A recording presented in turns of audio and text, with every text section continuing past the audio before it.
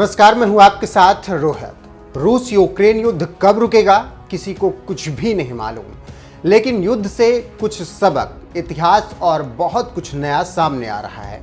उसी कड़ी में रूस की तरफ से लड़ने आए दुनिया के खूंखार आतंकियों की भी हालत खराब है। खबरों की माने तो रूस की ओर से यूक्रेन में लड़ने आए चेचेन लड़ाकों को कुछ समझ ही नहीं आ रहा है कि वो क्या करें। एक एजेंसी की माने तो अब उनके पैर उखड़ रहे हैं। यूक्रेन में जंग छोड़कर वापस चेचन्या भाग रहे हैं। द मिरर की रिपोर्ट की माने तो SBU का दावा है कि जंग शुरू होने के शुरुआती 3 हफ्तों में चेचेन लड़ाकों की काफ़ी मौतें हुई हैं, जिससे उनके हौसले बिल्कुल पस्त हो चुके हैं और अब वो जंग को बीच में छोड़कर वापस चेचन्या भाग रहे हैं।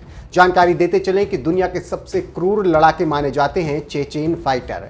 जंग शुरू होने पर पुतिन के भरोसेमंद और चेचन्या के सबसे बड़े लीडर रमजान कादिरोव ने यूक्रेनी सैनिकों को बड़ी धमकी दी थी। उसने अपने चेचेन फाइटर को आदेश दिया था कि जो भी यूक्रेनी सैनिक सरेंडर से इनकार करे उसे वहीं खत्म कर दिया जाए। उसने यूक्रेनी सेना के अड्डों को भी खत्म करने का आदेश दिया। जंग शुरू होने के 2 दिन बाद ही चेचन्य लड़ाके हाँफने लगे।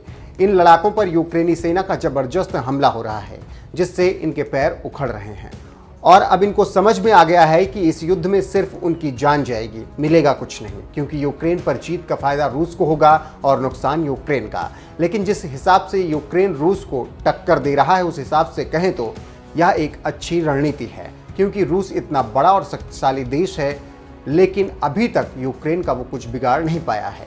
यूक्रेन की सेना की माने तो पिछले कुछ दिनों में सामने आए फुटेज से पता चलता है कि यूक्रेन में लड़ रहे चेचेन लड़ाकों की संख्या अब घटकर बहुत कम रह गई है। इन सब के बीच रमजान कादिरोव अपने लड़ाकों का हौसला बनाए रखने की कोशिश कर रहे हैं। कादिरोव ने कहा है कि वह अपने 1000 और लड़ाकों को यूक्रेन भेज रहे हैं। कादिरोव ने मंगलवार को ऐलान किया कि उसके लड़ाकों ने मारियुपोल शहर पर हमला करके पूर्व दिशा से भी यूक्रेन में प्रवेश कर लिया है। तो आप समझ सकते हैं कि कैसे चेचन्य लड़ाकों की हालत खस्ता है और इसके कारण क्या है। देखना होगा कि ये युद्ध कब रुकता है, लेकिन इस युद्ध में अभी तक 20 लाख से ज़्यादा लोग विस्थापित हो चुके हैं, हजारों की मौत हो चुकी है। लेकिन युद्ध लड़ रहे पुतिन को पता नहीं क्यों ये बात समझ में नहीं आ रही है कि आखिर बेगुनाहों की जान लेकर वो क्या पाना चाहते हैं।